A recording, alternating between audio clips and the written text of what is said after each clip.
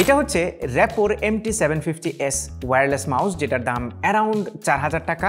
On the other hand এটা হচ্ছে লজিটেকের MX master 3, যেটার দাম রাফলি 11000 টাকা।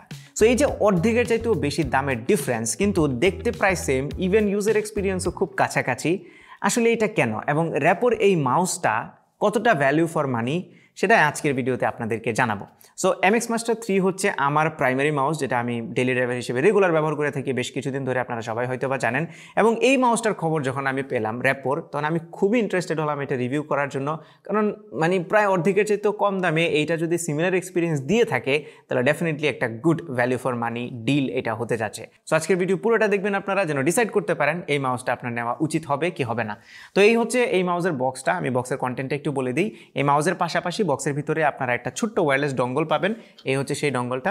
পাশাপাশি একটা কেবল পাবেন এই মাউসটাকে চার্জ দেওয়ার জন্য, এবং কিছু ডকুমেন্টস পাবেন। এই হচ্ছে বক্সের কন্টেন্ট। এবার আমরা সরাসরি এই মাউসের ডিজাইন এবং বিল্ড কোয়ালিটি নিয়ে কথা বলি।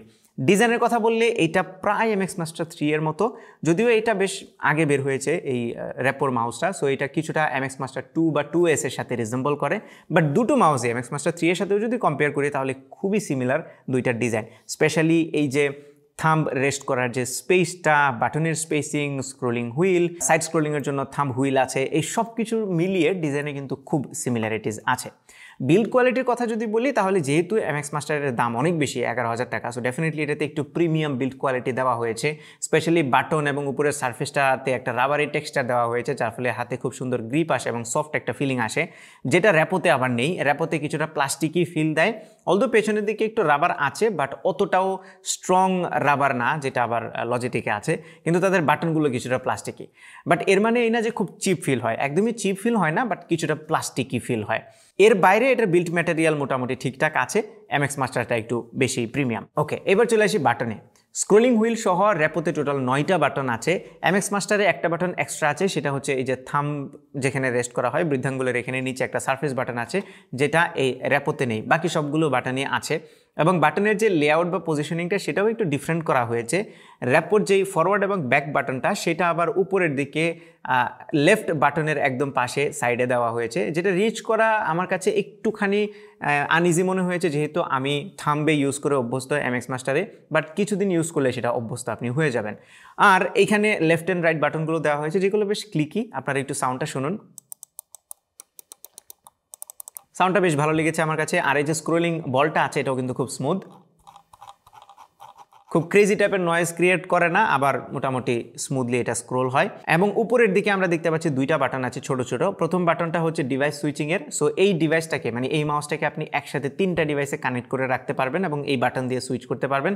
যখন এই বাটন দিয়ে সুইচ করবেন, তখন এখানে LED লাইটের মাধ্যমে দেখাবে যে আপনি কোন ডিভাইসে কানেক্টেড আছেন, ডিভাইস 1, 2, 3। এবং এখানে আরও একটা উপরের দিকে আরও একটা LED লাইট আছে, যেটা ইন্ডিকেট করে আপনি এখন ওয়্যারলেস মোডে আছেন কিনা। ওয়্যারলেস মোডে যখনই যাবেন তখন এই বাটনটা জ্বলবে। সো এটা হচ্ছে ব্লুটুথ 3.0 এবং 4.0-তে কানেক্টেড হয়, এবং ওয়্যারলেসটা হচ্ছে 2.4 GHz। এটাতে কিন্তু ব্লুটুথ 5 নেই, বা ওয়্যারলেসের জন্য 5 GHz-এর অপশনটা নেই। যেরকমটা বলছিলাম, এটা কিন্তু বেশ পুরনো মাউস, প্রায় 3-4 বছর আগের, যে কারণে হয়তোবা এখনও আগের টেকনোলজিগুলোই ব্যবহার করা হচ্ছে। এটা যদি কোনো আপডেটেড মডেল আসে, তাহলে ডেফিনেটলি তারা এই জিনিসগুলো আপডেট করবে। ওকে, আরেকটা বাটন উপরের দিকে, সেটা হচ্ছে DPI কন্ট্রোলের। সো এটাতে 4টা স্টেজে DPI কন্ট্রোল করা যায়। একদম লোয়েস্ট হচ্ছে 600, এরপরে 1200, অ্যান্ড দেন 1600, অ্যান্ড ফাইনালি 3200। সর্বোচ্চ 3200 পর্যন্ত DPI এটাতে কন্ট্রোল করা যায়, অ্যান্ড আই থিঙ্ক DPIটা ঠিকঠাক আছে। এছাড়া সাইডের যে থাম্ব স্ক্রোলিং আছে, লেফট অ্যান্ড রাইট স্ক্রোলিং, এই জিনিসটাও বেশ স্মুথ মনে হয়েছে এবং খুব পারফেক্টলি কাজ করছিল উইদাউট এনি প্রবলেম।